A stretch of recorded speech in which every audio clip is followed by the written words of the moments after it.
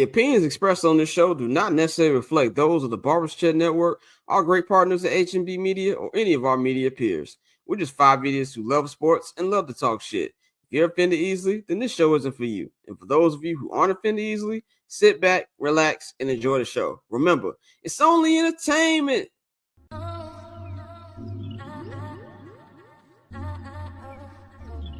So cool. Triple double hat trick, I know the code too. Ice trade, go for trade, yeah we cold too. Getting paper on this player, haters old news. Money on the other line, so I'm not gonna hold you. Money on the other line, so I'm not gonna hold you. Money on the other line, so I'm not gonna hold you. Money on the other line, so I'm not gonna hold you. Money on the other line, so I'm not gonna hold. My agent just said we made 100 flat. Make it back and make it stack this like I'm Steven Jack. Put my rings up in the camera like I needed that. Up in the air and at the rim is where I meet them at.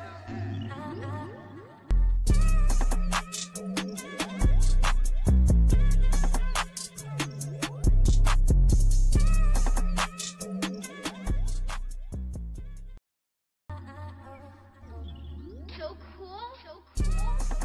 Triple double hat trick, I know the code too. Ice trade, go for trade, yeah we cold too. Getting paper on these player haters, old news. Money on the other line, so I'm not gonna hold you. Money on the other line, so I'm not gonna hold you.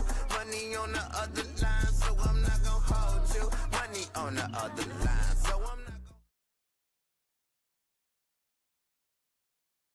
gonna. What is going on, ladies and gentlemen? Welcome back to another edition of I'm Not Gonna Hold You, man. Happy Friday, everybody out there, man. It's Friday, June 20th, 2025. It is your boy Scott Lewis here hosting like I do all the time. You know to follow me on all social media platforms at Barberchair Scott. Follow the Barber's Chair at Barber's Chair Co. on all social media platforms, as well as our partners, H&B Media at H&B Media TV on Twitter/X, at H&B Media on Instagram, and of course, follow the show's new Instagram. I'm not gonna hold you at INGHY Show. And while you're at it, subscribe to the Patreon, man. Patreon.com/Barbers Chair Network. We've got 4 different tiers on there. We got a whole bunch of new content, new Summer Sessions episode up there as well.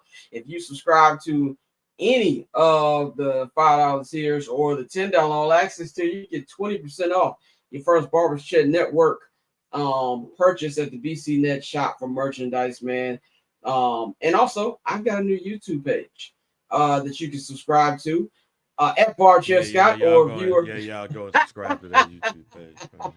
if you are watching this, the link is in the description box. If you're watching this on a big screen TV or a computer, you can take your phone right up to this QR code, scan it, it'll take you right there, man. Updating there. If not daily, every other day, especially during the summer when we're on our break. So shout out to everybody who's already done that, man. Scott Reacts, a lot of stuff going in. I'm working on a very special project right now, tentatively called The Scott Lewis Show. Might change the name of that, but look out for that as well, man. There was something I was saying. Oh yeah, so I was kind of hoping that today would be the season finale. Not that I don't like talking to you beautiful people, because I do. But I'm tired. I need a little break. But the Pacers decided, fuck Scott, we're gonna win. So that means we'll be back on Monday, and Monday will be the season finale. But let's bring in my co-host for the day.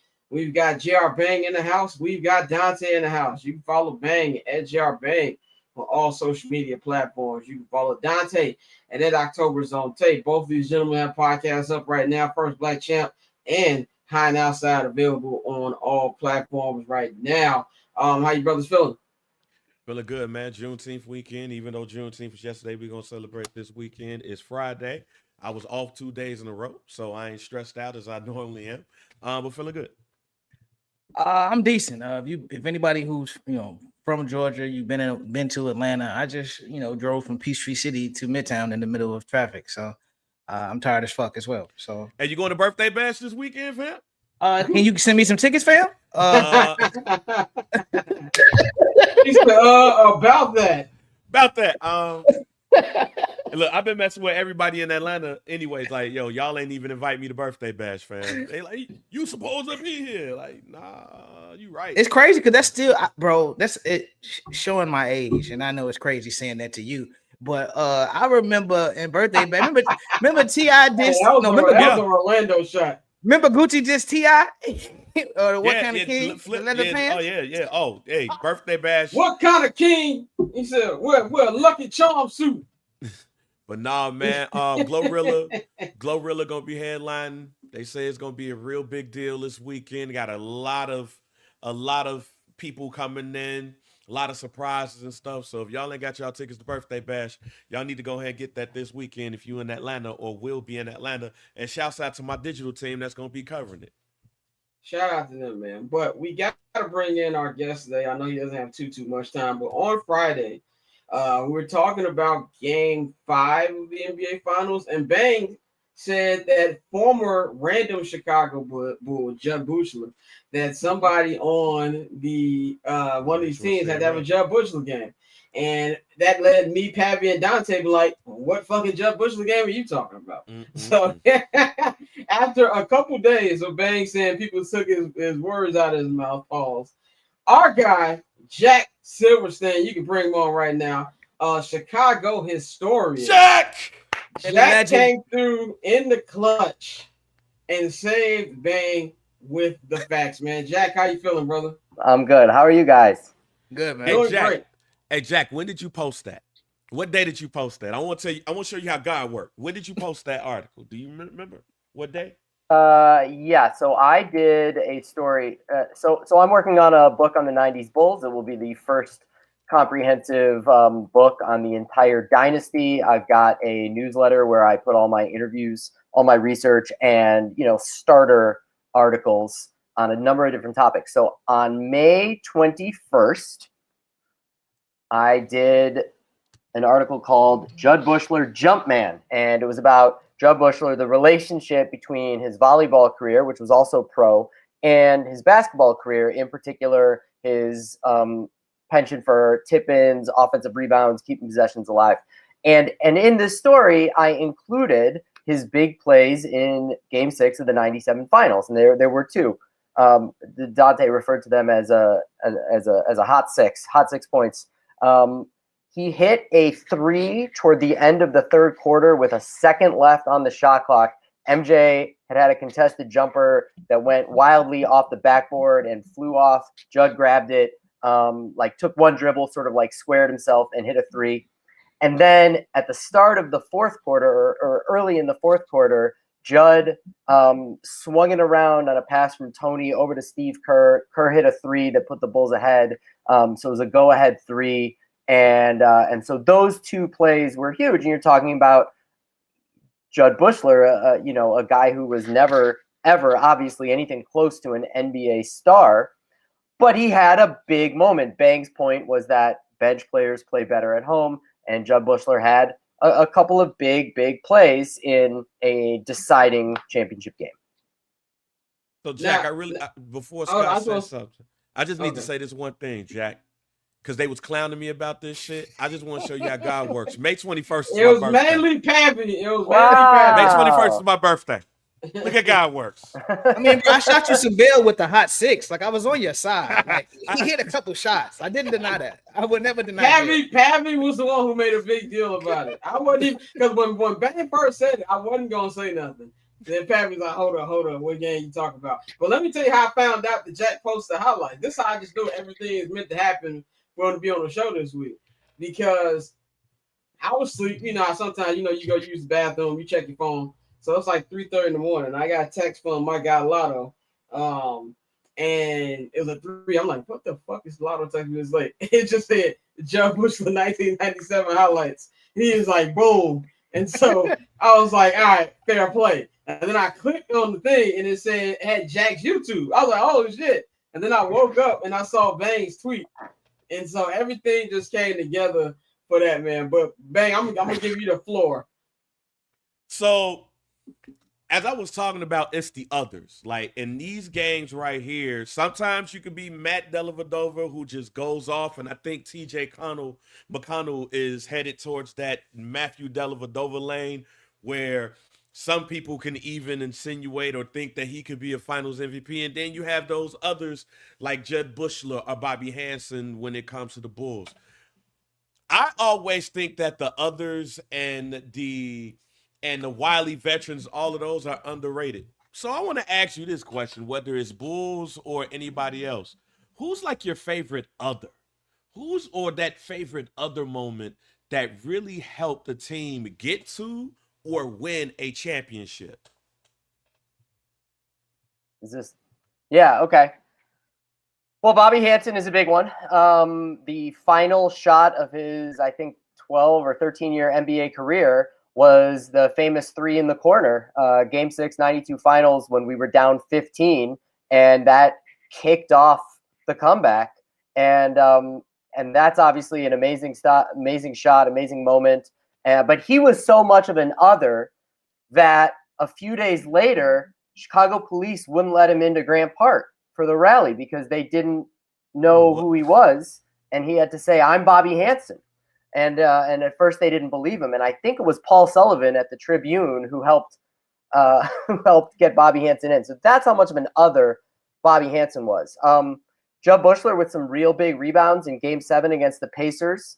You know, I mean, if we're just talking like Bulls stuff, like that was another huge one.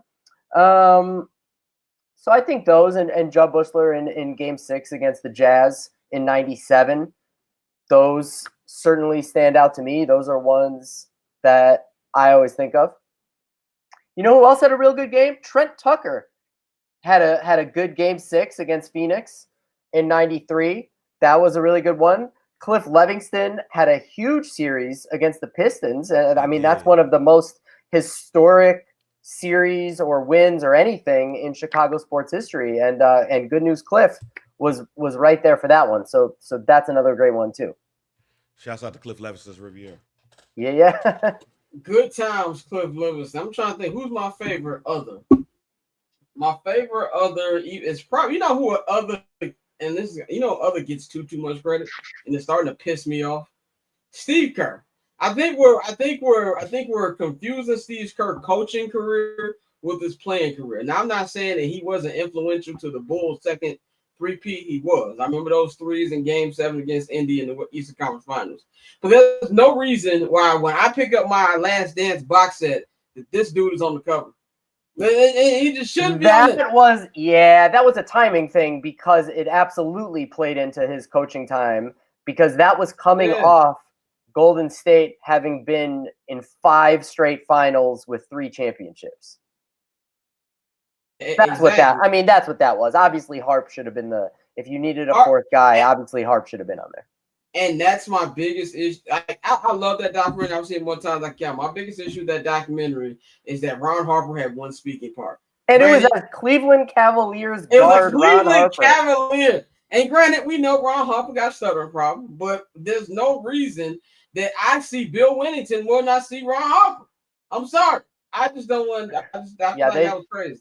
Yeah, they didn't get Luke either. And then Australia's PBS, basically, I think Australian Broadcasting. Yeah, they did a documentary, They did a doc on him, and they got MJ on there, and Scotty and Kerr, and that was actually a really great doc from that Australian broadcasting company. But yeah, they didn't have Luke either in there. Jack, I know you don't have much time, so there's 2 things I want to ask. One, what do you think about the current state of Chicago sports? And then 2, tell us a little bit about your Bulls book and your piece that you have out right now. Yeah, well, I mean, Chicago sports, as always, is a real downer. I mean, there's not much more to say about that. I mean, look, the Cubs have been hot, and that's amazing. I mean, the Cubs are the feel-good story of Chicago right now, for sure. And today, Sammy Sosa is back, and that makes me really happy. I mean, it should have happened a long time ago. I don't know why the Ricketts internalized a feud that had nothing to do with them, but however it had to happen, it happened, and Sammy is back at Wrigley, and and that's great. And obviously the Cubs are hot, and PCA's in the MVP race, and that's all great stuff. But until you see it at the end, it's still like we've seen hot seasons as well. So I mean, obviously the White Sox, that's a disaster. And if we hadn't lucked into a White Sox fan pope, we would have no good White Sox news right now. Yeah. You know, other than the Ishbia news, and even that's going to play out over the next few years. You know, the Sky, since winning, have entered into a feeling of like, well, they can be part of the Chicago sports fan identity. That like, all right, you know how like, well, the Bears they've joined the identity. Right, exactly. So you know how like if the Bears are bad but the Bulls are good, you know that's if the Cubs are bad but the Hawks are good, like etc.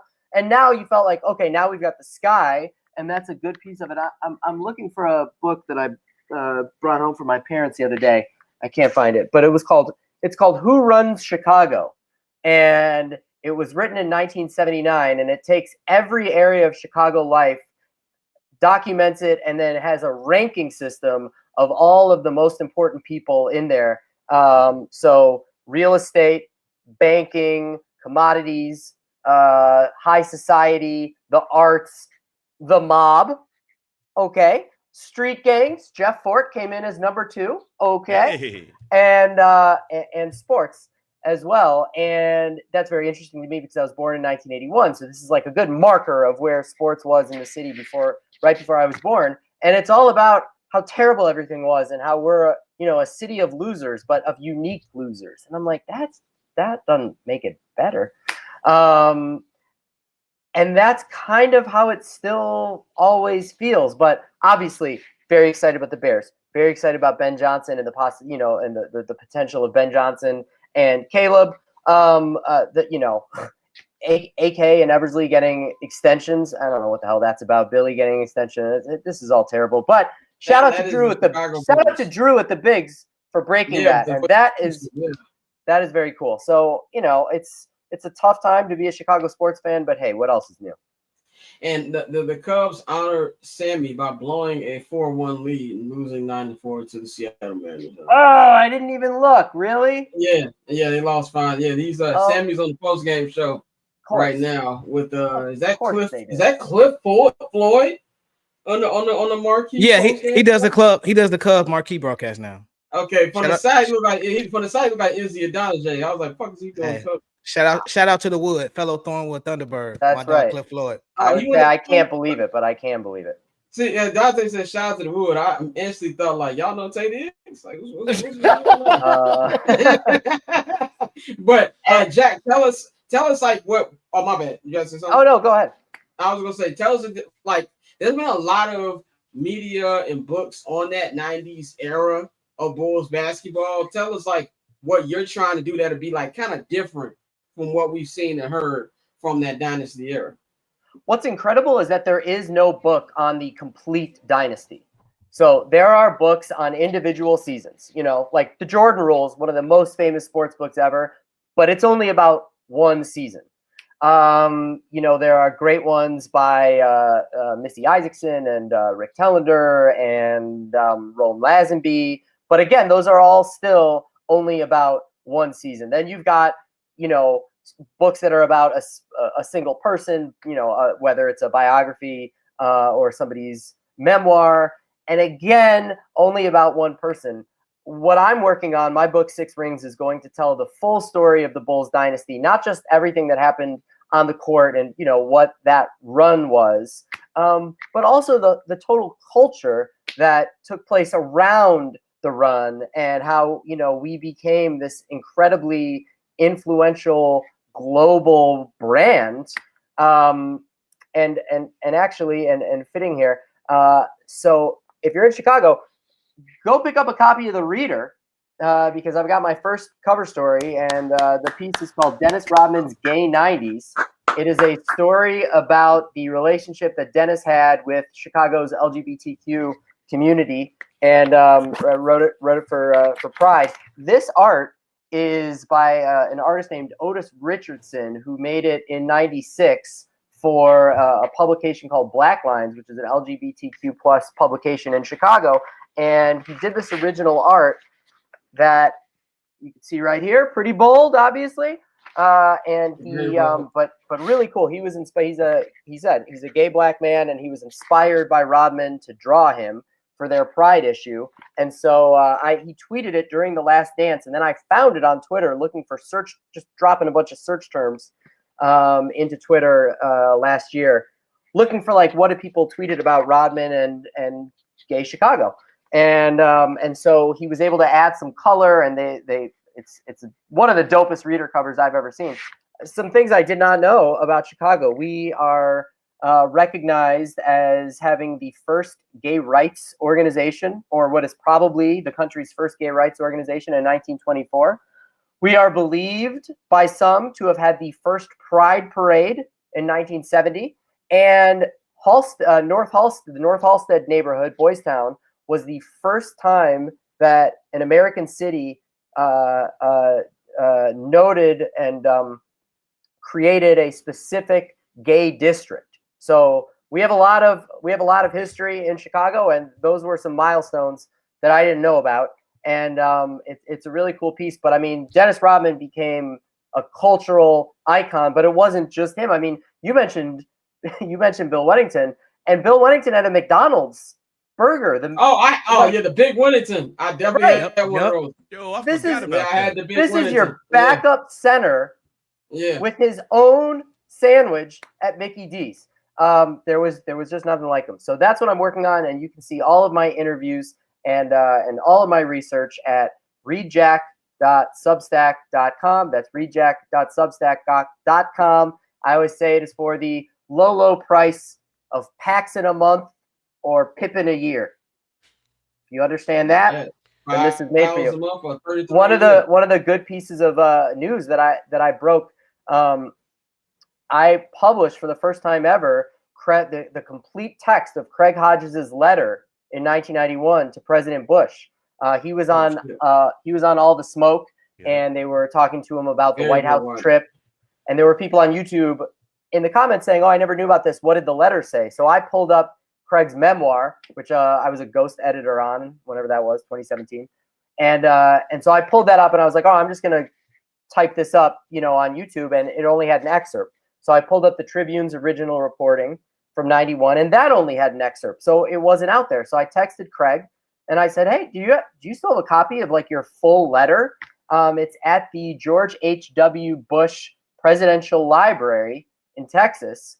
And Craig sent it to me from them, and then they also sent me a link that it was part of some big PDF file. And so I went through the file, and I found the letter which Craig had sent me, but I also found the letter that the White House had written back to Craig a few weeks later. And so I'm like, "Oh, this is dope. I'm going to include this in the story." So I text Craig, and I said, "Hey, all right, we're all set to go. I'm going to publish this. This is amazing. And everybody should read the letter because it's powerful."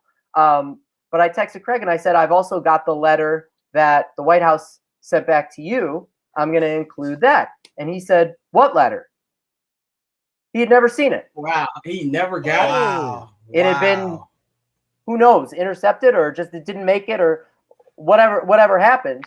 But I had this letter on White House stationery, and Craig had never seen it. So that's the kind of thing we do over at a Shot on Elo. Readjack.substack.com. Come join the fun. Yeah, Jack, I love having you on because I learn something every time. Jack is the Chicago sports encyclopedia. He lets you know everything you need to know, man. So There you Jack, go. always And hey, good to holler at you, I would be remiss. oh yeah, make cop sure. the book. Make sure, get the book. Cop Why the book. My name's we in it. root? My name's in it. I got Your it. name's in it, My that's name's right. in it. Yes. It's upstairs. That's right. It's up- Why yes, we root. Mad Obsessions of a Chicago sports fan, and this is collection of my sports writing of the past 25 years. And if you can think of a Chicago sports event of the past probably 30 years, it's in here. So you can grab it anywhere, Amazon, Thrift Books, and anywhere in between. Very good read, Jack. Always good to holler at you, my brother. Absolutely, guys. Be well, and always fun to see that clip of Illy. Oh, That's always a good time too. shout out to Illy. All right, brother. Absolutely. We gonna holler at you. All right, guys. Take care. Yes, sir.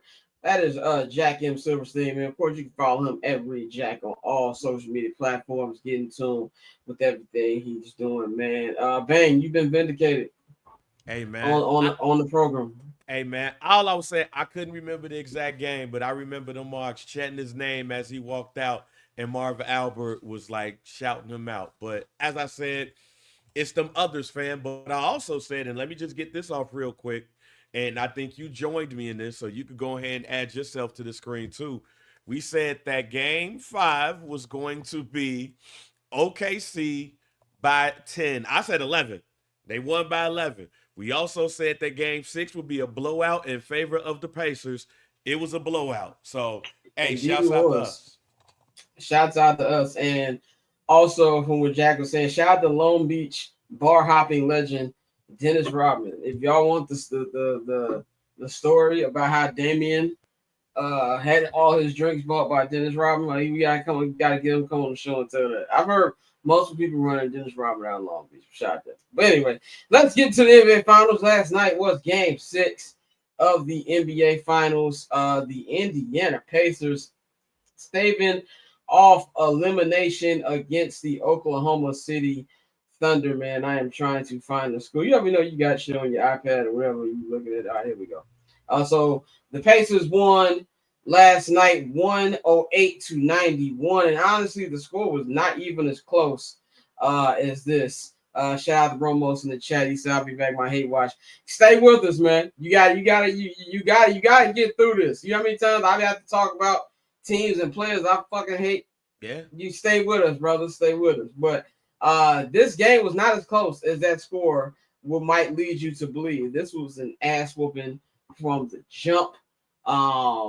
It just was an overall thumping. And I think to me, where I knew the game was over is when Tyrese Halliburton got the steal, came down, hit him with the and then and gave him to Pascal Siakam for the dunk her around the world on Jalen Williams. But to me, man, I said this earlier today. I was on the homie Black Trey, his podcast, Hoop Sense. Check that out. And I was more disappointed by the Oklahoma City Thunder's play more than I was impressed by the Pacers, because you kind of felt like the Pacers knew they're going to come out and be aggressive with their season online. They've been great at home all playoffs. And also with, playing that way with Tyrese Halliburton having such an obvious injury in the calf injury you got to be careful with. We've seen calf injuries lead to Achilles injuries. We saw with Kevin Durant 6 years ago. We are already 2 Achilles popped in this postseason as this, with Damian Lillard in the first round, and then Jason Tatum in the semifinals. So I thought they'd be a little bit more, protective, and maybe not be a little more passive. But he looks good. I honestly know his calf was on fire and things like that, but he was great. That was a great play. Obi Toppin, 20 points off the bench. TJ McConnell. In fact, I said that taking TJ McConnell out of game 4 might have been the reason that the Pacers lost game 4. He went out there and had a great game. Pascal Siakam, if they win this NBA Finals, is going to be NBA Finals MVP. He was that great. And you can tell he's already got that championship experience from winning the championship in 2019. But overall, great performance. I think you got to give it to Neesmith. The way he guarded Shai Gilgeous-Alexander was incredible. If you look at Shai's box score, it looked like he had a good game, but 8 turnovers, bro. Nasty work. And I feel like even the games that he's had that's been good, and the same thing with Jalen Williams, those have not been easy buckets. This defense has really shown up to play. And it really felt like the Thunder went to this game saying, we got game 7 on, which is a dangerous game to play. You do not want to play that. This is only the 5th game 7 in the NBA Finals in my lifetime. You had Lakers Pistons was 4 months before I was born in '88. So then we had 94 NBA Finals where it was Rockets and the Knicks. Rockets won that one real quick. Very close game. You had 2005 between the Spurs and the Pistons, which the Spurs won at home. And then, of course, you can't forget 2010 Lakers Celtics. Lakers won that one in 10. Big bucket by Ron Artest. 2013 Heat Spurs was also good. And how can we forget about 2016? 9 years ago, yesterday, I think it was, where the Cleveland Cavaliers won their first ever franchise championship by coming down 3-1 against the 73-9 Warriors. So I'm excited. I'm excited for this. I think it's going to be a good game, man. But, Bay, tell me, what did you see in Game 6 last night? I saw what I predicted. I saw a team that was going to come out and have all the energy because they're at home. I saw a team that was not going to lose at home. I saw a team that was going to be ready to take on anything and everything, and that's what happened to the point where when Pascal Siakam dunked on Jalen Williams, once that happened, I went to sleep. I said the game is over. I knew the game was over at that moment. That was going to be a moment. One, first and foremost, win or lose, that's going to be one of those moments where we talked about where you're going to look back at NBA finals and like those montages and stuff. You're going to see that moment, especially if the Pacers win. But when they started off slow, I think they missed like their first 4 or 5 shots. I had no thought in my mind of switching up my prediction. I knew that the fans was not going to let that happen. That's one of those full of energy. The fans really led this moment games. And that's what I saw last night. That's why I said that even before that game happened, that it was going to be a blowout. It was nothing that I did. There was no reason for me to think otherwise, especially what happened in the OKC game. Simply because when you go to Gamebridge Fieldhouse, there's a different type of energy in that stadium. And I just knew that when Tyrese Halliburton also, he comes out and he's going to play that game, that team was not going to lose that game. And then also think back what happened with the Denver Nuggets in Game 6, the OKC Denver Nuggets game. OKC did the same shit. They did not come out ready. They did not come out to dominate. So it's not really nothing specifically that I seen. It's just what I thought was going to happen in the first place. OKC was not going to seize the moment. Indianapolis was not going to let their Pacers lose that game, and they was going to come out with much energy as possible, and they was going to say, all right, let's just go ahead and get ready for Game 7 at home. Nothing tactical or anything like that, because I felt like it was going to be a blowout anyway. Dante, tell me what you saw from last night and what's your view as we head into Game 7. I picked Pacers in 7. I was disappointed last night though by OKC. I feel like I agree with everybody when you say this. The last attitude you need to have is, all right, we got Game 7 at home, and because I think when you have a team like Indiana, with the way they've won games this entire postseason, the last thing you want to do is test fate and say, okay, let's go into a Game 7. We could just knock this out at home. Now, I mean, at the same time, we've seen OKC, have it their way at times in the playoffs and really get what they want when they want to. And if you have another huge game from Williams, then hey, who knows what could happen. But for me, I think the effort in Game 6 was the most disappointing thing to me that I saw. And it's like you said, once he got banged on, I'm like, yeah, this over. We can go ahead and wrap this up. They're gonna pack it in. And we see this often. Teams get their soul took on the court, and it's like we could be in the second quarter and you say, yeah, they're not even fighting, bro. They know what this is. And so for me, I'm just nervous that was a big mistake relying on the fact that you have a Game 7. That's my biggest issue. I know Hallie's health, with that, once I saw that, even though he did play, it's no in hell. I would have had to come out hair on fire, guns a blazing, bro. Like, we got to end this shit tonight, because the last thing you want to do is allow Indiana to again keep the confidence that they've had all season, because they know they don't fear teams. Like, no matter how much people underestimate the Pacers, which at this point we shouldn't be doing, they don't fear anybody. So you have a situation where now you've given them one last opportunity, winner take all. Let's go at it. So I think this is going to be a classic Game 7. But overall, my thoughts on Game 6 is I was disappointed in OKC. Yeah, to me, it was definitely a young team mistake there for them. And, I always say with any sport, when you have a chance to finish it. You never want to give the other team a chance to give more life. And Game 7s are too tricky, bro. in any sport, game sevens are too tricky. I mean, just look at the last one. You had Draymond Green was shooting like Ray Allen from 3-point line in game 7. Granted, Cleveland won that game, but that's just type of weird stuff that happens in game 7. So, you know, and I really believe that Indiana thrives off people not giving them anything. And now it's not, oh, we win this, we go to this game. The NBA championship is on the line. This season is over in 48 hours. This season is going to be over. And that to me is a scary proposition for the Oklahoma City Thunder. And I think that if you're the Indiana Pacers, you know that those first 5-6 minutes are gonna be key. OKC is gonna come out like gangbusters. They're gonna be, you know, thirsty. That crowd is gonna be loud. They just got to get through the first rush. If you can get through the first rush, get out of the first quarter, maybe up by a couple points or down by a couple points, and make this a game heading into halftime, you got yourself a shot.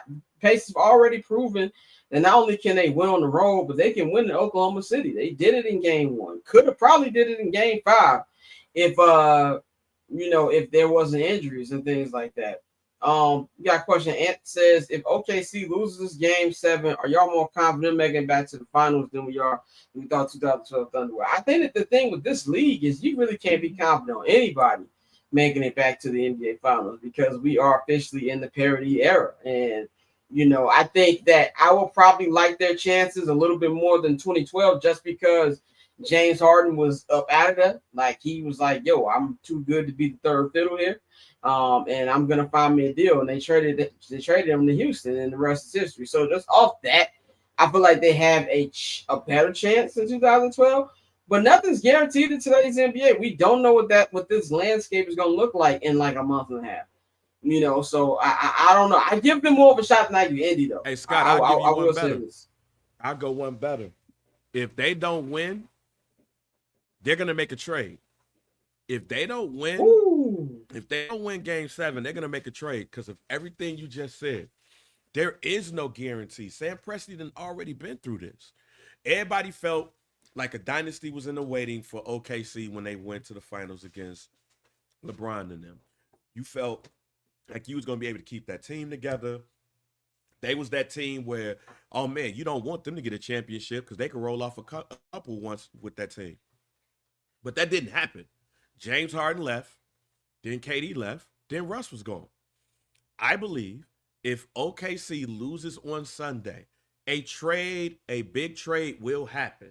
Somebody's going to come because Sam Presti's going to look and he's going to say, I can't stand pat. I can't take the chance that I did before because if I do try to take that chance, something might happen. Boy, my son almost did the most dumbest shit ever. He almost put a juice in the damn microwave, y'all. I just had to stop. Like, what the hell going on? He was about to microwave some Tropicana, fam. I don't know what the hell going on in the bottle.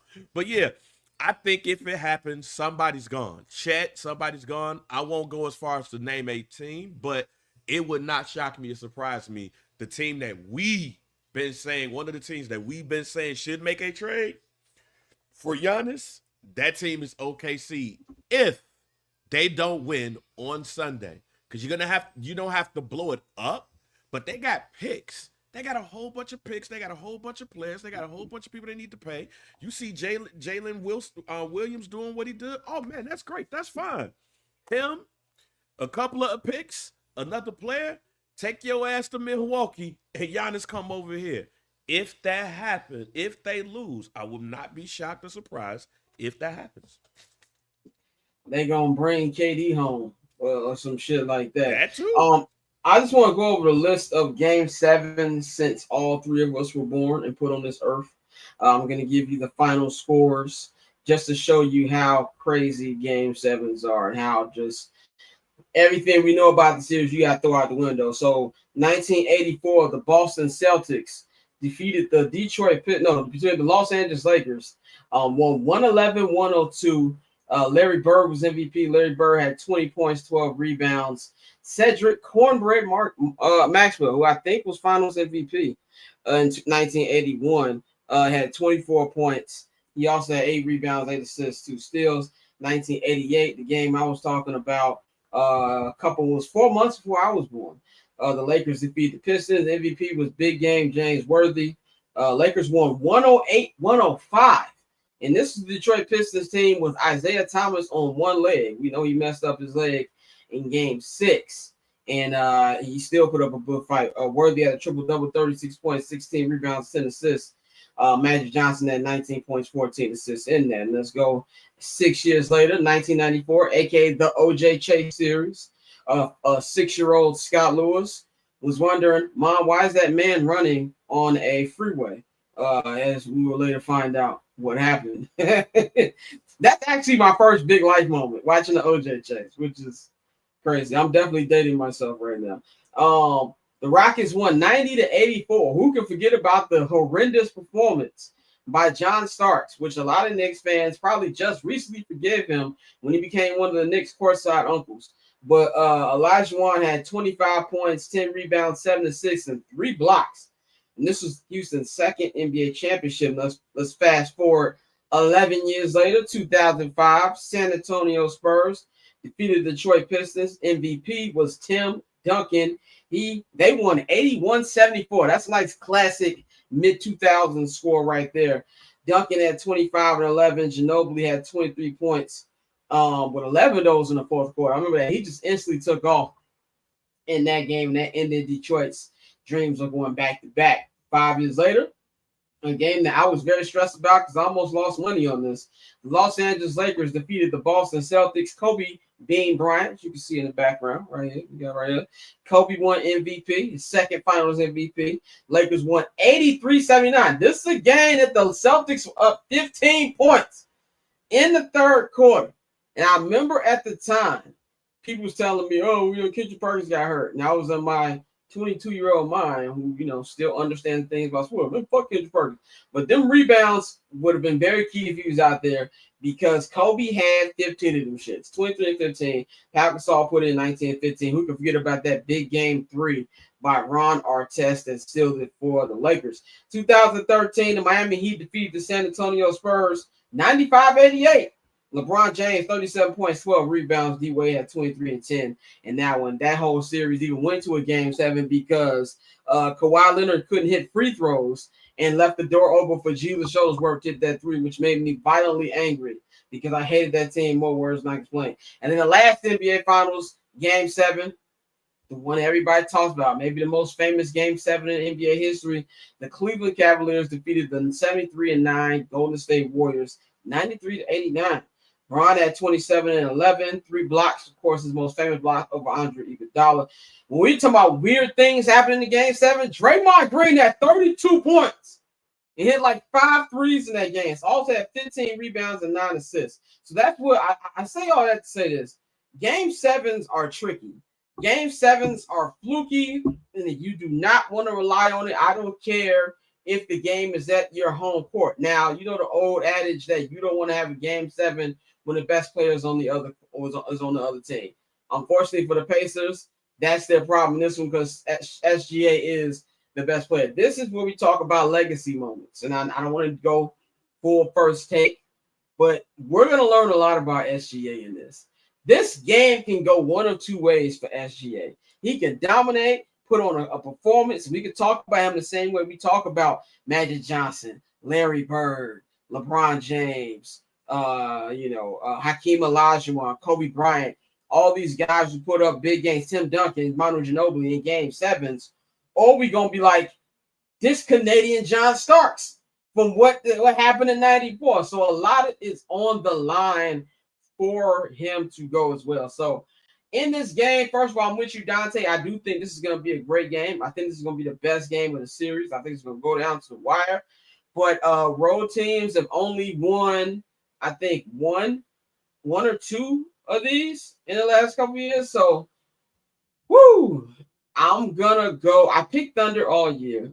I said it was going to be Celtics Thunder. If the Celtics don't make it, the Thunder going to win the championship. I'm not going to bail on them right now. I think Thunder edge one out, and they will have a nice party in Oklahoma City that will end at the local Hooters. Dante, I'm going to go with you first. Tell me what you feel about this game and who you picking. I'm gonna stick with my pick, man. I'm gonna go Pacers in 7. The Pacers get it done. I think it's the perfect way to cap off this postseason.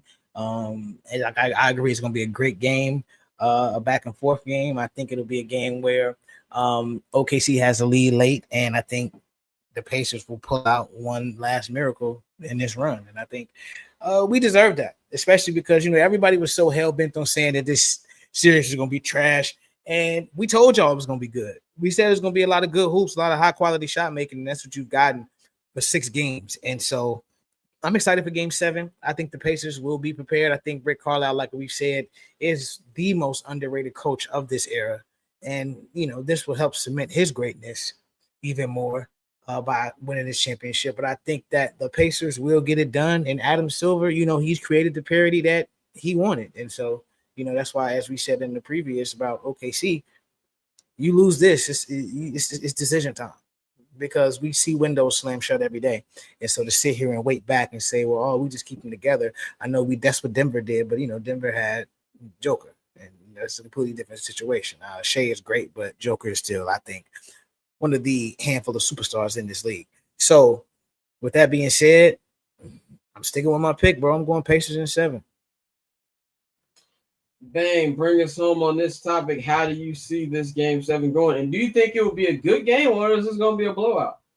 So my original pick the other day was OKC in 7, and it was going to be a close game, an all-timer. Then I looked at the series in itself. You had the Pacers win in in the last second shot. OKC don't lose back-to-backs. They have not lost a back-to-back game all postseason long, and that was a blowout.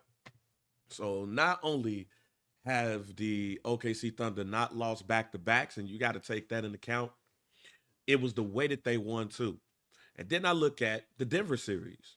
In the Denver series, it went 7. They laid an egg game 6. Game 7, they came out and they whooped the shit out them boys. I think the same thing happens here. Like, I have to think, how much did Tyrese Halliburton, how much did he expend, energy did he expend getting ready for game 6, final game at Gamebridge for the year? How much does he have left?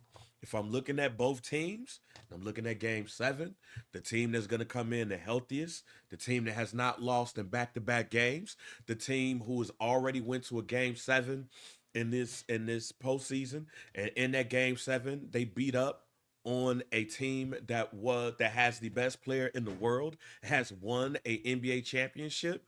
I think the same thing happens here. I'm changing my thoughts. Thought it was going to be a close all-timer, but if I look at recent history, very recent history, it would say otherwise. So I have the OKC Thunder by a good 20. So I wanna kind of follow up to what you said about OKC, and if they lose, what it means for them.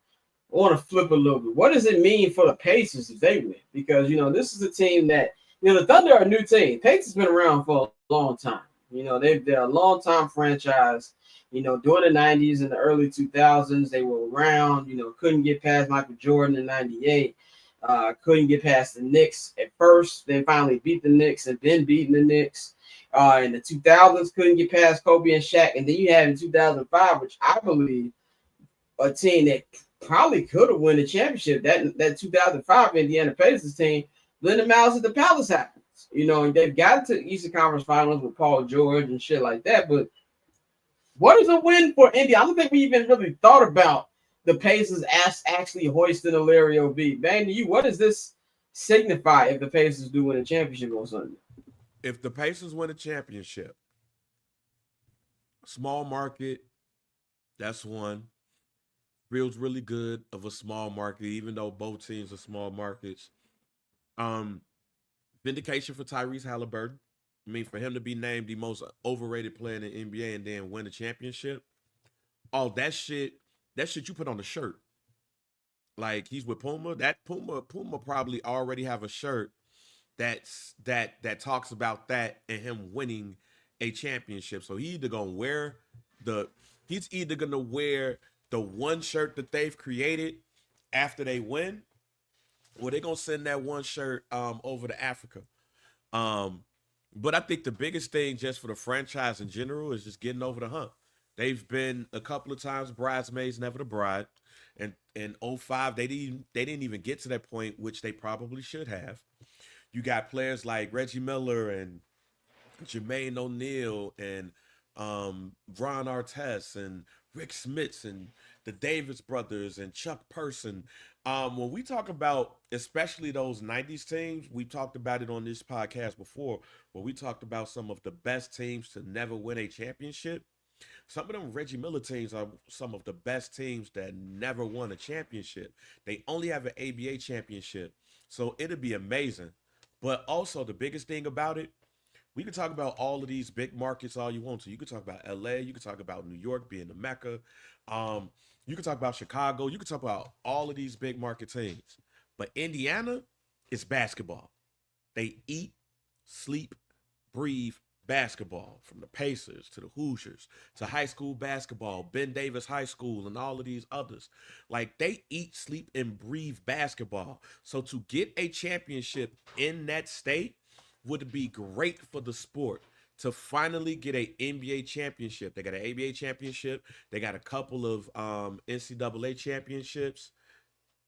Then they would get an NBA championship. It would be amazing for the state.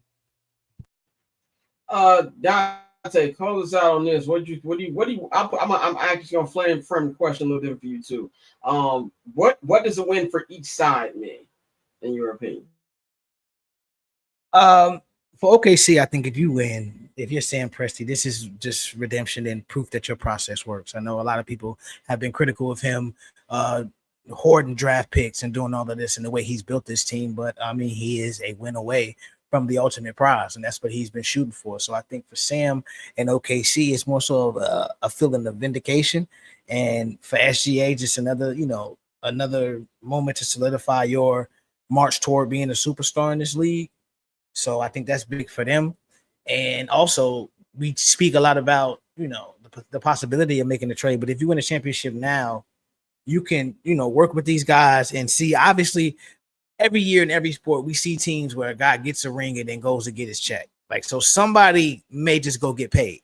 But if you can talk to these guys and convince them to do something similar to what Jalen Brunson did, to where you're taking deals to where you're still getting a lot of money, but it leaves money on the table for your teammates, so we can keep this thing together and try to run it off and see what we can do in this parity era where, teams want to be rewarded for building these championship teams, and they've done that. So we will see how they play that. So I think that's how it will play for them. As for Indiana, I think this is just huge for your franchise, period. Like, everything we think about Indiana is negative. Like, it's usually, outside of the shit with the Knicks, it's, getting smacked by Mike, it's Paul George breaking his leg, it's them losing to the Heat. It's not too many positive things that we attach to this franchise. So for them to get to a championship, I think that would help them, help them a lot. And Reggie Miller did a lot for that franchise. Hopefully, I know a lot of people don't like, the honorary rings and shit. But if they win, I think they should definitely give Reggie Miller a ring, because he is the, head statesman of that franchise and, the most popular player to ever put on that uniform. And so with everything he went through and everything he, Malice in the Palace, the year that they probably would have run it. I don't like, we don't do what ifs, but that team was very good chance they was going to win a ring that year. I think Reggie will get a ring, but for the city of Indiana and everything, the state of Indiana, and the way they love the game of basketball, I think that would be dope. Something dope for the Midwest. I know most of us really don't give a fuck about Indiana, and we crack our jokes, but at the same time, that would be dope for them. And just what we know about how they love basketball. If they can get a ring in that city, in that state, that would be great. I think it would be great. I think this is a win-win for the NBA either way, because they're both small market teams. They're both homegrown teams. They're not like superstar loaded, so I think it's a win-win for both. But I don't care who wins. I just want a great game. But I'll be lying if I'm saying part of me wasn't rooting for Indiana, just because. And both fan bases have been through a lot. I mean, shit, like losing KD, losing Harden, losing Russ, then losing PG. They got both teams have lost PG, but I think it would be awesome to see the Pacers win, and that's what I would be personally root for out of these two, man. So yeah, we'll see what happens on Sunday. I just hope it's a good game. Let's go to probably some of the biggest news that we've heard in a long time this week. Los Angeles Lakers got sold to billionaire Mark Walter, who is also owner of the Los Angeles Dodgers. He owns an F1 team. He owns the LA Sparks. He owns some of the Premier League team Chelsea. He is buying the Lakers from Jeannie Buss and the Buss family for $10 billion is the report from Shams Charania from ESPN. Now, in this deal, it says that this was not voted unanimously by the Buss family. So I wonder which one of them said no to it. But it's been working on for a middle now. Allegedly, and I'm gonna tell you why I said allegedly. Allegedly, Jeannie Buss will still be governor and control the team for the next couple of years. This kind of reminded me of what happened with Mark Cuban when the Mavericks sold like a year or two, and they said the same thing that Mark Cuban's still gonna run the team for a couple of years, and then when it came to the paperwork actually being signed and the paperwork actually being approved by the league, he was not running shit. And a part of me kind of feels the way that this is gonna be the way this way too. And also, I saw on David Sampson said the same thing on Levitar, where he feels when this contract is actually approved by the league that Mark Walter is going to be the running of the commander in chief. Basically, I just don't see how you spend that much money on a franchise and let the previous owners run it day to day. So that part, I still think we got to wait for the more intricate details to drop. But this is seismic news. I never in my wildest imagination thought that the Buss family would ever sell the Lakers.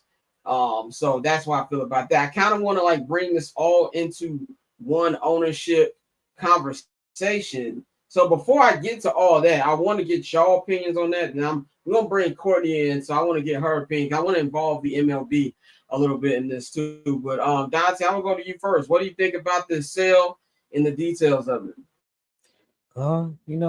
Money talks, bullshit can run a marathon. You're not turning down 10 B's. I don't care family business or not. It's 10 B's. Your father spent $67 million to start this franchise, to get this franchise.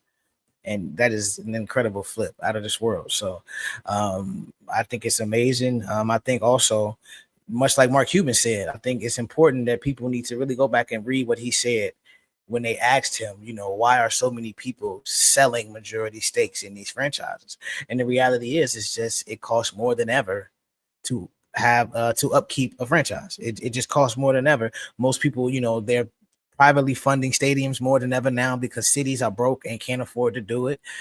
You have your entertainment districts around the stadiums that a lot of these teams are building themselves. You see the Braves just bought like $50 million in office space to build around the stadium even more. So, I mean, like Mark Cuban said, the cost and the upkeep for these smaller families is not the same as a multi-billion-dollar conglomerate. You feel me? He said he already knew he didn't want to pass down the team to his kids and it become just a hassle as opposed to an asset. So, I mean, I know we as fans always look at it like, well, just pass it down and keep it in the family. But I think more often you're going to see more families start to do that, where the families say, you know what? We've had a hell of a run in this business. If we could write something into the paperwork, into the framework, but we still have some access to do certain things, y'all can have the majority. So the day it got announced, what I sent to the group chat. So, I mean, I'm praying that family in Chicago sees this and tries to get some money. No, go ahead. I was just gonna say I'm gonna bring Courtney in right now because it's kind of like I want to do like a full conversation on all these sports involving this. Courtney, thank you for joining us on your flu game. Follow Courtney at 1-800-COLLABRO. How you feeling? I'm actually feeling a lot better. You saw I was doing a little move and shake. First off, I want to address the haters that didn't think that I was going to be here. Okay. You mean Damien? Correct. Second, Dr. Pepper, sponsor me, okay? Because I had a migraine. I've had an ungodly amount of caffeine and Excedrin, and I'm thriving. So I'm glad you said Excedrin. Excedrin could give me a lifetime deal like that, because I get headaches and I just popped the Excedrin. But we're talking about ownership here. What do you say? Oh no, I was gonna say also, are we just like so locked in? The green? You see Everybody it. got the You see grain. it. You see it. Yeah, We're so locked in. I got a very festive shirt on right now. It's just a regular gray shirt. Yeah, but you hate St. Patrick's Day. That's crazy. I do. I don't hate St. Patrick's Day. I just think black people shouldn't celebrate St. Patrick's Day. But I hope everybody who celebrated St. Patrick's Day was on a rooftop doing Juneteenth yesterday. That's all I hope. But anyway, I was wanting to bring everybody in because this is like kind of like a full scale sports conversation on selling teams, team ownership, and where we're seeing everything move. We've seen it happen in Major League Baseball. We're seeing it happen in the NBA. We've seen it happen in the NFL. And to have a franchise that is as globally known as the Los Angeles Lakers go for this much, it's got to turn the antennas on everywhere. Bang, tell me what you think about just the Lakers, and then we're going to get to these other teams. It's basically what Dante said, but also just knowing and understanding that some of these family-owned organizations, most of them are cash poor. So how are you going to upkeep this team in the way that you feel a need to? Some stuff that I've just learned about like LA in general, maybe some wrong decisions in real estate and everything of where they've put stadiums. The crypto arena is pretty much an arena that is not up to snuff with some of the new ones. You see what all of the other teams are doing with these entertainment areas, and you got it's not a dump, but it's dump adjacent. It's getting there. It's getting there. So when you look at all of those things, and you are already a cash poor family, I got to spend all of this money to keep up with the Milwaukee Bucks. These are small market teams that are doing well with these entertainment. I got to keep up with the Toronto Raptors.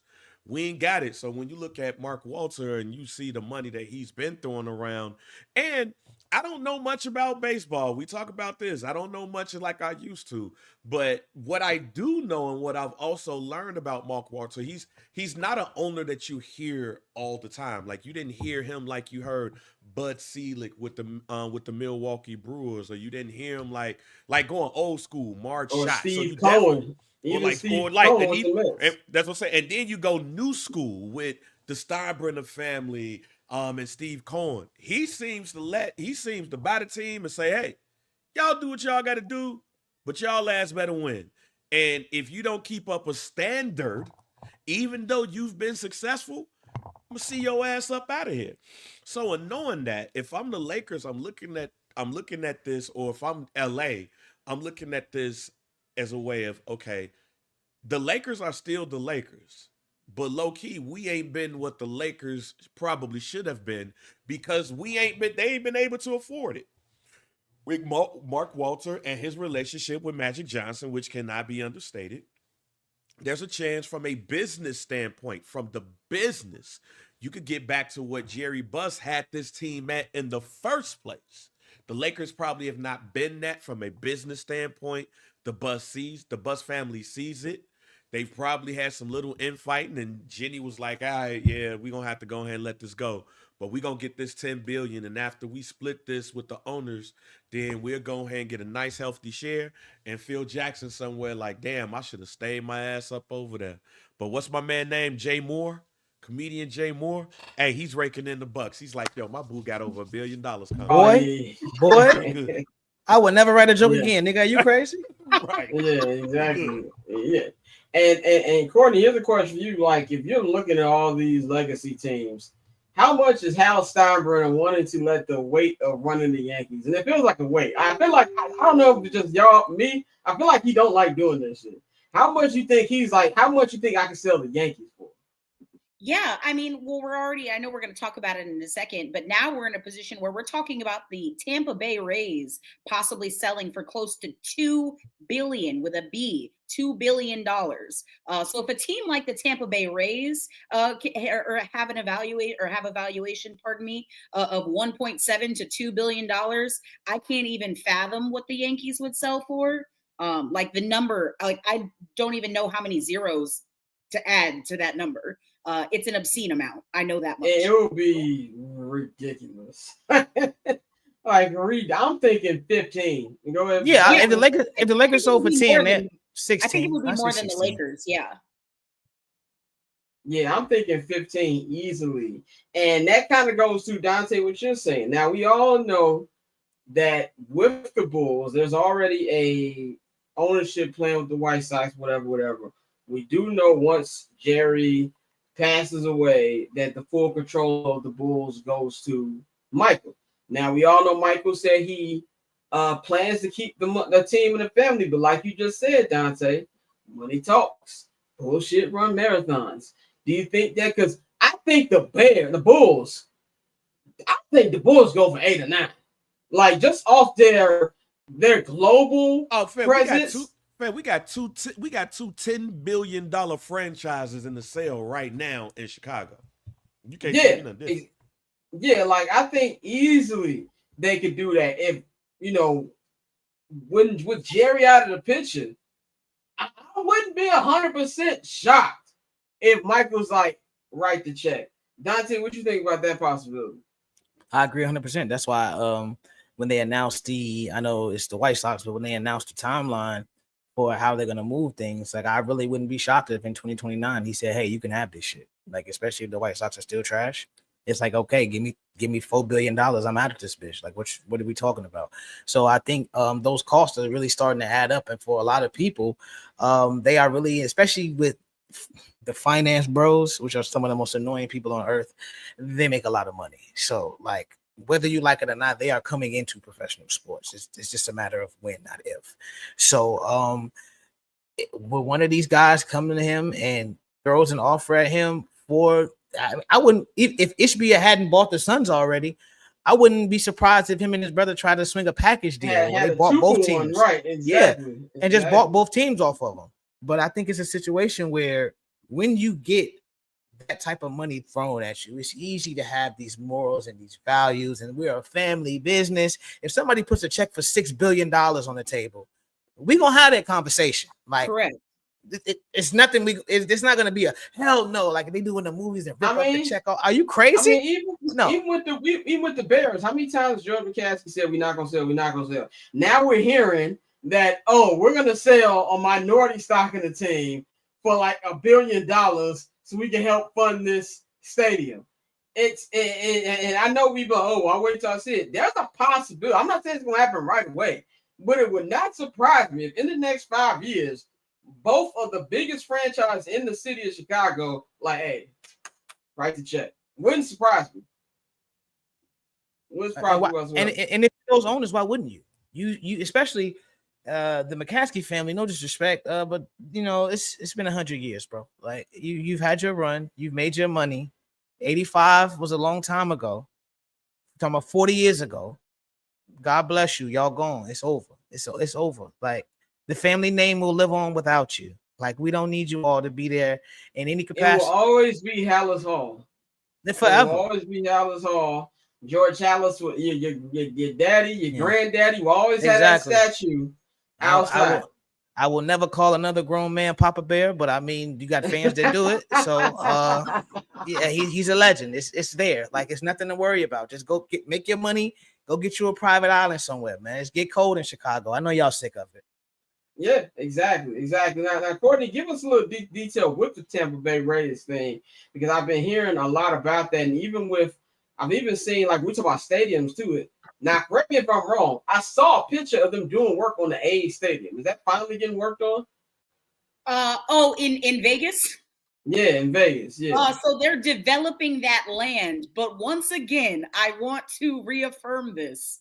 There are no formal plans for a stadium. That land that is there was intended it was intended to be a mixed-use development. Yes, for the possibility of having a baseball stadium there. It ain't happening. They ain't gonna stay in the MLB The Show. And by the way, I don't know if y'all saw the layout. Actually, I know y'all saw it because I sent it to the group chat. That Chicago Fire Stadium look nice. I ain't gonna lie. Like right off the lake, right? You can see Sears Tower in the background. There should be a baseball stadium there. There should be a baseball stadium there. And I love how the owner was like, nah, ain't finna be no sharing. Y'all messed up. This is ours. It's my You shit. know what I'm saying? It's my Yeah. shit. You know what And I'm not only saying? that, you gotta think with soccer and the international tours that they do, they like to play on grass turf. And so if you're the Fire owner, I'm gonna make a The state-of-the-art Premier soccer League stadium. And are that's it. licking their chops. They're doing the summer series next month at Soldier Field with Manchester United, a whole bunch of other teams playing there. They would much rather play in a newer stadium. Excuse me, real quick, Yeah. some really sad breaking baseball news. Ron Washington will not manage the team indefinitely. For those who don't know, Ron Washington is the manager of the Los Angeles Angels. I'm Man, sorry. they got rid of Ron. No, it's due to a health concern. Okay. We'll be with the team tonight, watching from the suites. Ray Montgomery will manage the team tonight and moving forward. So prayers up for Ron Washington, legend in the community. Really hope that he gets prayers well. up for Ron Washington. Also, prayers up for Deion Sanders, because Deion ain't been in any other Colorado practices, and they're not really giving us any information. Just what happened has already happened, and then he's recovering right now. So You said prayers he up lost for about Deion. 14 pounds. Yes, I really want to know what's going on there, but it's not our business as long as Deion's still alive. But yeah, Courtney, let's get a little more into this Rays selling. Like, what's that story? So I mean, the Rays, basically Major League Baseball has been trying to force Stuart Sternberg's hand. Say that name 5 times fast.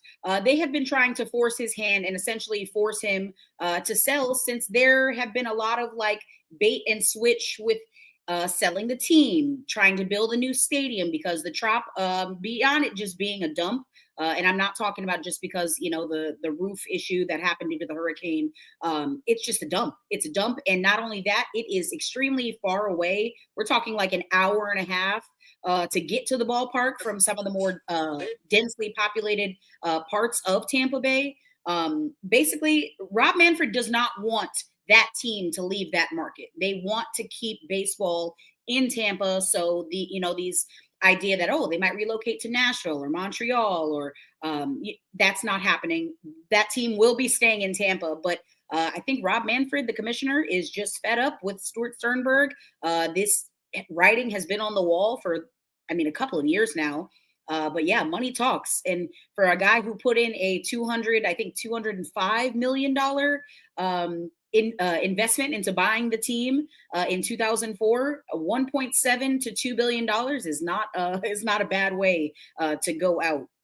My only thing is, and I bring it up because it is relevant, the Minnesota Twins have a similar valuation because they are actively trying to sell their organization as well, the owners of the Twins. And I bring it up because I think, the Minnesota Twins should honestly probably get more just because they already have a stadium. I really can't believe that Major League Baseball allowed the Rays to kind of get away with this for as long as they have. I'm glad that Stuart Sternberg will be forced to sell this team. And it's going to happen once the Rays made that statement, and they're not going to do any further comment on it. It's getting done. And they're selling it to, actually, I think he also owns the Jumbo Shrimp, the Jacksonville Jumbo Shrimp. That's the name of a sports team? Yeah, that's my former. That's the my Jumbo former Shrimp? minor league. Yeah, Yes. that's my former minor league team. I played for them Baseball bang. on MLB The Show. So do they have this free past season. Jumbo Shrimp at certain games? Jumbo I Shrimp. don't know. I have never Jumbo been. Shrimp. These are Now that's got me hungry. Now I want some Jumbo Shrimp. Yeah. But yeah, the A's need a new home stadium, runs for them. or not the A's, pardon me. The Rays need a new stadium. They're going to get one, and if they have any sense, they would do it now. While Ron DeSantis is in office in Florida, I would do that, and I would do it fast. Feels like everything is sports. Like Atlanta, man. I don't listen. I know you have to have a lot of money, and that's where, again, like Dante said, the PE guys and those hedge fund guys really come in clutch because they got money. A lot of Kendall Roy's coming into the game. A battery-inspired ballpark experience everywhere in America. I'm so and that's the thing. Drive up to the ballpark and then you leave. That's not as someone who's extremely passionate about the entertainment experience in sports. But the entertainment experience is a big part, like you just said. Like, it doesn't start when you walk into the ballpark. It's everything yeah, before. It's everything after. It's everything around it. Like, it's just now. I've never been to the Battery. Now they've got like restaurants and shit over there. Things like that. Restaurant, Dante. Yeah, it's a bars, restaurants. It's Roxy has a theater there where they do concerts and shit. So it's a concert hall. It has a whole bunch of apartments, and the apartments are right next to the stadium. Connected, so it's not it's not one of those situations where it's like your apartment is across the street from the stadium. Yeah, that's apartments. You live in the actual active neighborhood of the Battery. Have anybody been to Angel Stadium besides me? No. What stadium? Angel Stadium. Yes. Don't. So you see, those they got apartments around Angel Stadium right now. And they've got breweries across the street. I always say that's the cheat code. Go get drunk in the brewery, then go inside 100%. Angel Stadium. But so and Chicago has a big problem because I think it's space. Outside of Wrigleyville, there's you can't do that for. They're starting to do that for Bulls, and once this new renovation project that the Rhinestones are doing, I think that's what they're building around the Bulls and the Blackhawks to have that kind of thing. And it's just sports is already a big business, but it's really starting to become a big business now, man. But I want to move on to our final section, which is the random headlines in sports, and I want to start. I had this one late because Bang wanted to talk about this, but LeBron James has this podcast. What's the name of it? Mind the Game, Control the Game. What was the name of that shit? Mind the Game that used to be with JJ Redick before JJ Redick became his head coach. Now he's got Steve Nash on there. And this last week he's been going on a tirade about ring culture, blah, blah, blah, blah, blah. And we all know that this is just because he knows he's not going to bench Mike. And shout out to Ryan Clark of the Pivot. He said LeBron doesn't have a problem with ring culture. He has a problem with more ring culture. Now, y'all already know how I feel about LeBron, so I'm going to give the floor to my esteemed guy, J.R. Bang here, who said he had a little thing to get off his chest. So, I mean, look, this shit's been pissing me off every time I see it pop up on my timeline, any conversations around this, because a couple of things that's irritated me with some of the names that he brought up. As much as I love Allen Iverson is not a top 10 player in the NBA. Charles Barkley is my favorite basketball player of all time, followed by Gary Payton. Charles Barkley is not a top 10 player. If Gary Payton would have won that ring against Chicago, or even went to two finals, because remember in 1993, the Seattle Supersonics were in the Western Conference Finals and went 7 games against Charles Barkley and the Phoenix Suns. We'll probably talk about Gary Payton a lot differently. But we don't. Why? Because they don't have the rings to match up. It's not saying that they're not great players or all-time great players, because if you're a Hall of Famer, you're an all-time great player. You're a Hall of Famer. But because of this, I actually want to throw it back to you all. Let's take rings out of the equation. No rings. If we want to leave in their personal achievements of all that, that's cool. But let's talk about no rings at all. Would the GOAT of your prospective league change? Like in baseball, basketball, football, hell, even hockey, if rings were not in the equation, would the GOAT in that league for you change? No. No. I personally think the only thing LeBron James is better than Michael Jordan is passing the ball. And yeah, I just think the rings solidify. And to do what he was saying, if the only reason we even talk about, let's say LeBron had no rings, we wouldn't even hold him in the high regard that we got him right now. The reason I have LeBron as my number 2 is because of what he's accomplished, winning 4 NBA championships, being to that many NBA finals, having one of the most impressive NBA finals, coming back down from 3-1. Yeah, I don't look at AI or Barkley any differently, but it's kind of like what Deion Sanders said. Yeah, there's a Hall of Fame, but there's floors in there. There's floors in the Hall of Fame. So yes, they're all great players, but there's a great player table and there's a champions table. And if championships didn't mean that much, he wouldn't have ran his ass to Miami, and a whole bunch of other teams wouldn't have, other players wouldn't have did. We wouldn't have had this whole player empowerment movement if rings didn't matter. And the number one thing that pisses me off about this discussion, what did Herman would say? You play to win the game. We shouldn't be ring shaming. Now, does that mean that you people, when they do stupid parts of this conversation, oh, reward yourself? No, I'm talking about out of actual great players. That's what it means to me right there. Okay, so wait, did Robert Ory, Spurs legend, just catch an accidental straight? That's crazy. No, I'm just saying I've been in arguments with people who said, I know, well, people were like, oh, was Robert Ory yeah. I know, I'm just fucking with you. And see, that's why I don't like what LeBron said. If you talk to somebody that's smart, they're not going to disrespect a player because they didn't win a ring. They're only going to say, hey, that person didn't win a ring, so he ain't over here. I think, and I'll just say this, I'll break it down by league. I think the only person in NFL that really get affected by ring conversation is Dan Marino. Dan Marino, to me, is one of the top 5 quarterbacks of all time, period. If he had just one ring, with all the records that he had when he retired, and considering that he kind of retired early because he tore his Achilles and didn't come back to the standard that he wanted to. He could have played another 2 or 3 years if he didn't tear his Achilles. But he had all of the records when he retired. If he gets one ring, we're talking about Dan Marino a lot differently. But also, lately, and I'm getting to that, Orlando.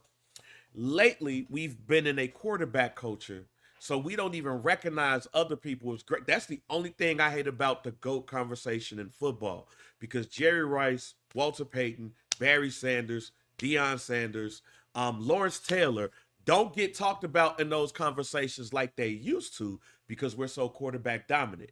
But back in my day, all of those people that I named were considered GOATs, especially Jerry Rice and Lawrence Taylor. But I don't mind Tom Brady being the greatest of all time because of how many and the longevity. But let me go to basketball real quick. And this is why I hate this conversation. The same person that talked about ring culture is the same person a couple of weeks ago that was talking about on Pat McAfee's show how Giannis would dominate in other eras. The NBA, exactly. The NBA is the only league that complains about the shit that they do. LeBron James and other players will complain about not being held to the same standard as others, but then disrespect that same joint. And I'm going to use Charles Barkley for this. If it's anybody that I feel like could talk about this, that could have this conversation, it is Charles Barkley. Because Charles Barkley gets shitted on by new school players by not winning a ring. How can this man talk about winning a ring if he ain't never won a ring? We're talking about one of the 50 greatest players of all time. We're talking about a man that was 6'3" and 3/8 winning rebound titles. A man who stood toe-to-toe with Michael Jordan and could have took him to 7 if it, and matter of fact, today is the anniversary. The Phoenix Suns, to me, was the one team that was scary enough to beat the Chicago Bulls in the finals. This man was the best player in that year to some people. Charles Barkley stood up to Michael Jordan and didn't get a ring. He's the one person I feel like I had this conversation because there's new players and LeBron James era players that look at Charles Barkley as what he do on Inside the NBA and will talk shit about him because they have not seen anything from him other than a couple of YouTube clips. That's the issue, LeBron. It is not about ring culture. It's the fact that you guys don't celebrate your OGs. Y'all just disrespect them because they don't have rings. They don't have this. They don't have that. Y'all should be holding Allen Iverson on the pedestal. Y'all should be holding Charles Barkley on the pedestal. Niggas should be talking about Patrick Ewing a lot more. Y'all don't do that. Too. They hold me on the pedestal, but it's for everything not involving basketball. And that's my point. They never talk about how he drug his team to the NBA Finals. Just about, oh, well, culture, he wore do-rags and rap. Right, that's what I'm saying. And that's my issue. Allen Iverson is not a top 10 player. We got a shirt No. and some dude that, and they got a shirt. We got a shirt that some dude that says everybody can't be in your top 10. LeBron James, everybody can't be in your top 10. Everybody can't. And in the section of the building you want to be in, you want to be higher than everybody else because you the one who came back from 3-1, won it, and did a documentary, and then the documentary said, that's the moment I became the greatest of all time. When you won a ring, you said like, that's when you became the greatest of all time. Now we're talking about ring culture. Fam, there's not an issue about ring culture. It's a conversation about respect. That's what this is. Because if we want to remove rings from the equation, maybe Michael Jordan ain't the greatest of all time. But I know LeBron James ain't, because y'all need to put more respect on Kareem Abdul-Jabbar's name. But that's the issue that I have with this conversation. That's why I want to get this off. Because there's only a handful of people that are in that conversation. And LeBron James is in it. And he's in it. And he's in it. But don't bring Steve Nash and Charles Barkley and Allen Iverson name in this, because they're not top 10. They're just not. They're not top 10. But they're all-time players. They're impactful players. These are players that should be talked about more, but y'all don't. Because when they don't say you're not the greatest of all time, when they don't tug on your cape, when they don't hug on your nuts, you say how disrespectful that they are and they don't like this boom, boom, boom and all of that stuff. I've never heard once Charles Barkley say, oh man, Bob Cousy, he's a plumber. I've never heard him say that. I've never heard anybody say anything about Wilt. And this is the last thing bad about Wilt, other than I don't believe that he won. I don't believe he scored 100 points because there's no video on it. And or hit 10,000 holes. Right. Thank you, Dante. I was about to say that. I ain't hear that number either. And this is the last couple of things I want to say on this. And I'm going to use my second favorite player of all time, Gary Payton. As I said, Gary Payton is a Hall of Famer. He's an all-time great. You're not a all-time great if you're not in the Hall of Fame. He is one of the greatest defensive point guards of all time. Imagine if Gary Payton and the Seattle Sonics beat the Chicago Bulls in 1996. We would be talking about Gary Payton a lot differently. Yeah. Rings count. They are part of the equation, but rings count. They do. And this is how I'll end this. This GOAT conversation really went from Kareem Abdul-Jabbar to Michael Jordan. That's what it went to. So LeBron James, you're basically saying that Wilt Chamberlain should have felt the way when he wasn't the GOAT. They went straight to Mike, and they didn't even call him the GOAT with Kareem, because that's how Wilt Chamberlain feels. This is not a new conversation, because Mike is the one who said, hey, we shouldn't be equating rings the way we should, because if that's the case, Bill Russell has more than everybody, so he should be the GOAT. That should be part of the conversation, though. But you know what else Michael Jordan said in that same conversation and others? I would never call myself the GOAT. I would never do that, because it would be disrespectful to the other players that played.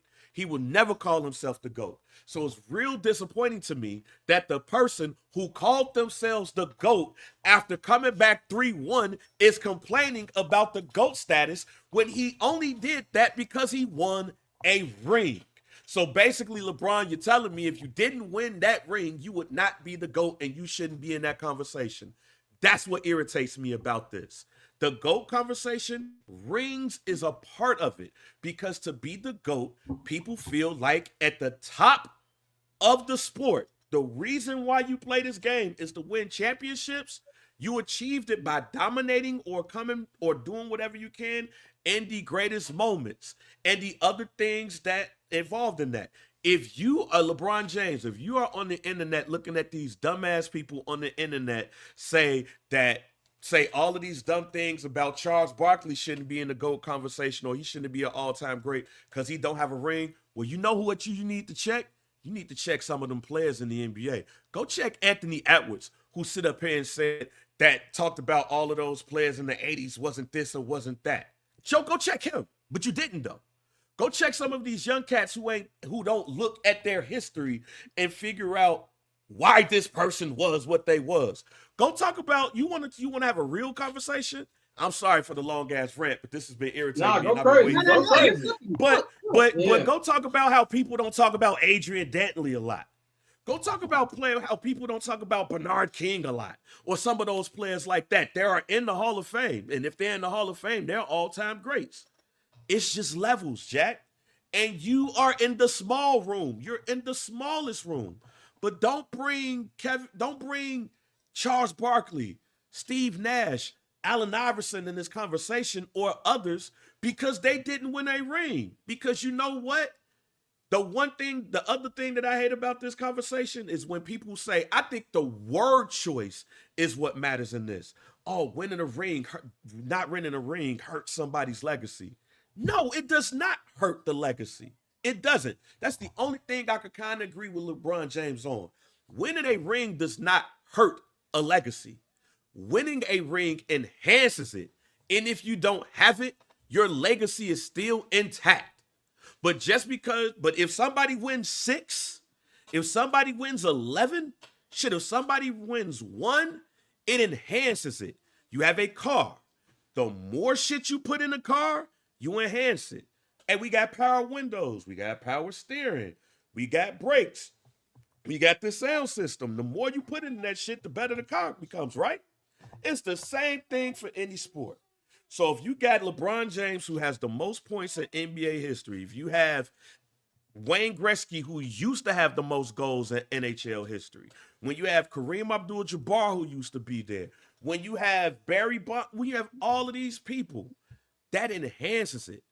And Courtney, Dante, y'all correct me if I'm wrong for this one, because I didn't want to throw baseball in this.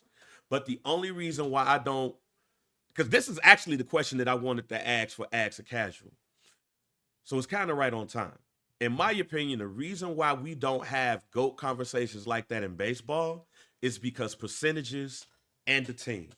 You could be out there killing it, but the nigga behind you will go 0 for 4 and y'all don't do anything. But you out here killing it. You out here hitting 3-4 home runs a game. You out here hitting 4 RBIs, but you got that whole team over there. So how Mike Trout could be so great, or Barry Bonds could be so great, he's the one that's really beholden by the team. So he could be the GOAT. He just ain't got all of the rings. And 9 times out of 10 in baseball, the best player doesn't necessarily win the championships anyway.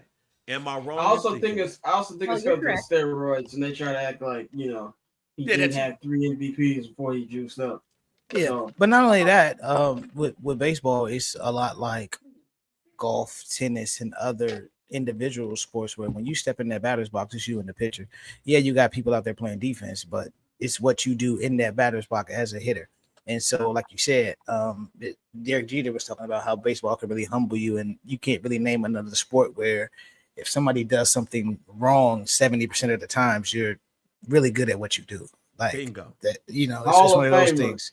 Yeah, the if numbers you hit the speak for ball themselves. 30% of the time, you are going to the Hall of Fame. So good chance. So that's how I want to end that, because for football, baseball, even hockey, I get it. But in baseball, because he named Barry Bonds to me is the greatest baseball player of all time. Ken Griffey Jr. is the best baseball player that I've ever seen in person. I do understand players like Mike Trout and others, but in order for Shohei Ohtani could be in that list too, but he was doing that shit with the Angels. He didn't win a ring until he got with a team that had a lot of other great players on there. That's the one sport to me that is really, really team driven. Pure team sport. Yeah. I just want to wrap this up with 2 quick topics I had left. By when Bang cooked, and he will be having our clip this Yeah, week. no, I was like, I don't need to say anything else. It just pissed me, man. I'm sorry, man. It's been pissing me off because I'm like, what the fuck are we talking about?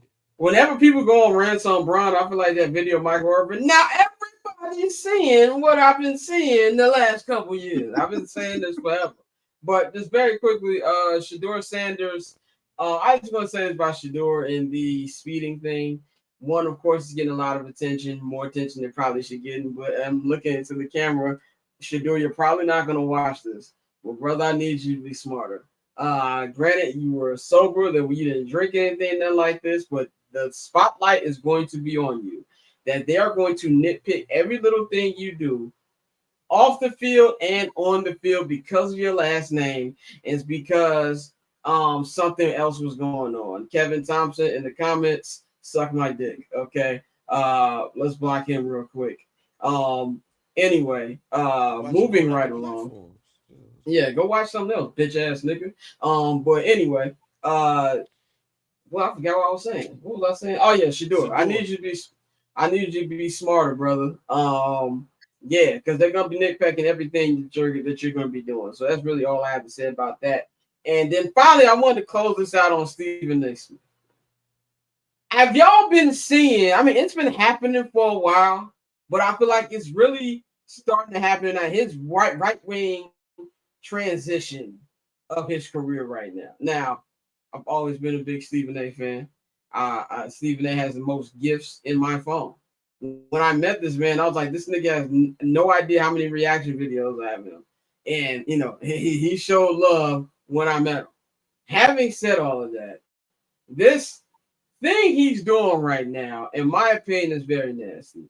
And it really came on spot with the comments he made about Memphis on First Take a couple days ago, saying that a lot of players don't want to go play in Memphis because it's a bad city, using the what about we said what about Chicago card, which a lot of people likes to play as well.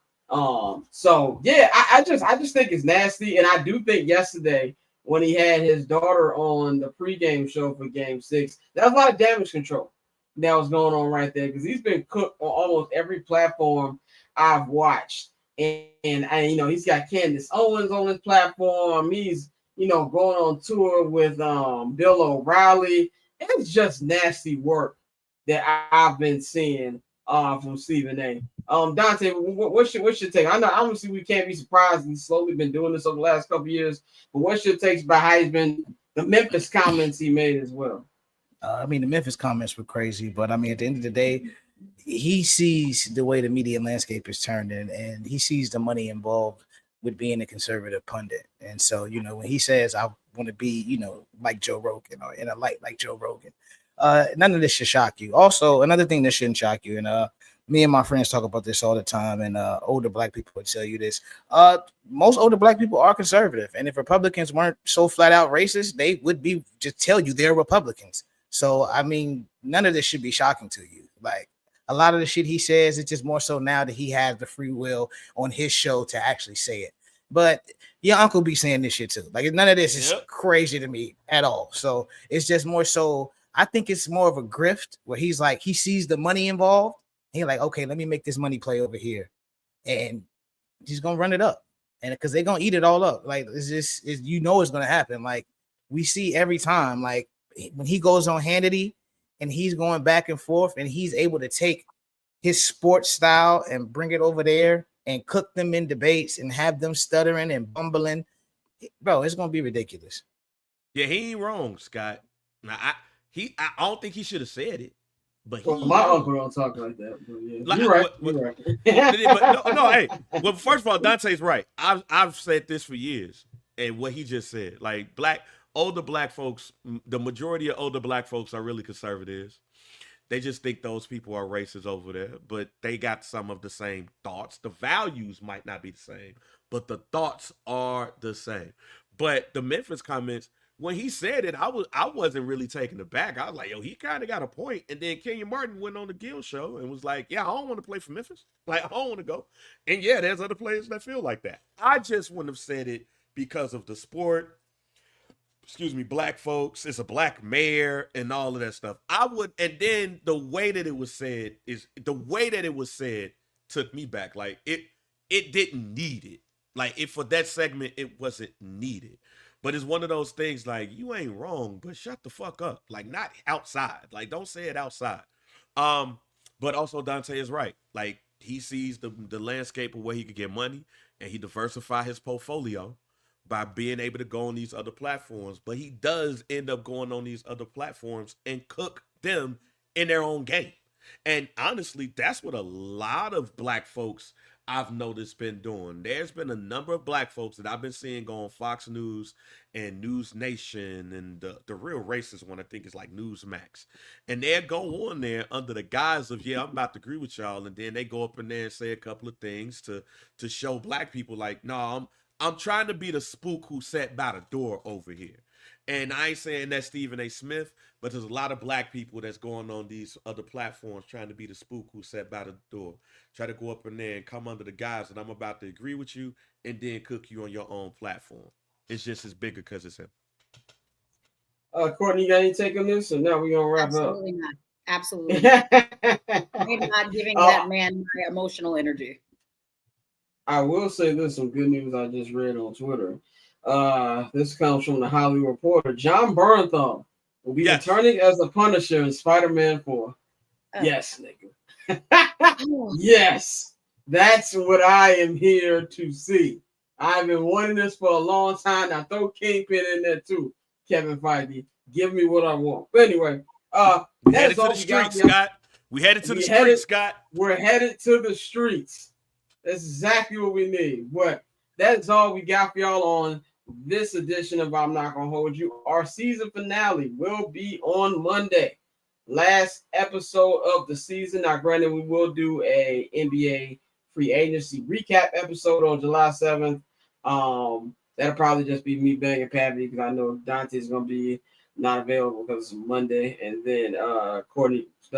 We don't have Courtney to basketball, so it'll just be probably just me banging Patty. But as far as the show, as you know it, Monday will be the season finale, and then we will be out of here till Friday, August 29th. But follow my YouTube page. Link is in the description box. We're going to throw the QR code up real quick for people who are watching this on a big screen or a computer. Scan that, and it'll take you to my YouTube page. I will be updating that, if not daily, every other day during the summer. So get all your content on there, man. You can follow me at Barchair Scott on all social media platforms. You can follow Dante at October Zone Tay on all social media platforms. Follow Courtney at 1-800-COLLABRO. There's a new episode of High and Outside, episode 10 right now. Dante, tell me what y'all talking about this week on the pod. This week it was pretty good, bro. We had a full house. The Atlanta Braves, they are, we already know they're in, I don't want to say free fall, but they did just sweep the Mets. But this week we had a little bit of talk about the fallout from the Rafael Devers trade, everything going on with the Giants and the Red Sox, both those teams. Shohei came back to the mound. He only pitched for an inning, but he is back, and we talk about how the Dodgers are going to use him, and we also talk about how the Dodgers injure everybody that comes to pitch for them for some crazy reason. Roki's been shut down. He's currently not throwing. It seems like everybody who comes to that team for as much good as they do, it's time to have a conversation about, the pitchers on that staff. So we talked about that too, and we gave you our series to watch, of course. And Scott, like you said, Monday's the season finale, so I won't be here. So you'll be able to check in with me every Friday. But a High and Outside podcast. We're going to keep that going. I'll still be down covering the Braves. My boy Malik is still down there in Dallas covering the Rangers. So we'll be bringing you a lot of good work, man. Really excited for everything we got going. We're still waiting to hear back about the All-Star game as well as the Motor Speedway Classic up in Bristol. I have no desire to go to Tennessee, but why not? So we're going to see. But, yeah, check with us on every Friday. High and Outside, me, Courtney, Malik and Sydney, and it's been a great season, and I'm looking forward to what we got coming for y'all next season, rather. Let's give Dante a round of applause for this season. All right, since we won't be here on Monday. All right. Getting to all that on all our platforms, man. Follow Bang at JR Bang. We had a good episode of Summer Sessions. I gotta find some shit to cover. Can I cover like the what's the hockey team out here that I need to cover? The Blackhawks? No, not the Blackhawks. I gotta cover the minor league team. What is the Chicago Wolves? The Kane County Cougars. I gotta cover the Kane County, the Joliet Dogs or some shit. The Joliet Dogs. Yeah, you can follow Bang at JR Bang on all social media platforms. Follow the Barber's Chair at Barber's Chair Co. Follow our partners, HNB Media, and at HNB Media TV on Twitter, and at HNB Media on Instagram. We do not buy followers or subscribers. Just want to let y'all know, throw that out there. Saw some haters in the comments. But also subscribe to Patreon, patreon.com/Barbershop Network. We are really going to try to give y'all summer sessions every week during the summer. I'm going to try to dedicate myself to doing this every week.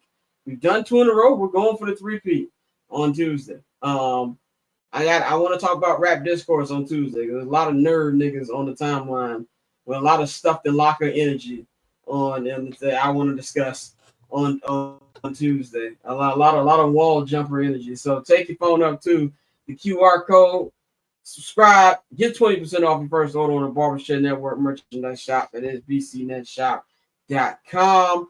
And yeah, man, I already told you about my YouTube. Follow, subscribe, man. So enjoy your weekend. It's gonna be a great weekend of sports. Game 7 on Sunday. Got a lot of good baseball that's on. You know, we got the Phillies. Yeah, Sox, Giants, Phillies, Mets is going on. We got some good Club World Cup action. This is a nice packed weekend of sports. So we gonna holler at y'all on Monday for the season finale. We up out of here.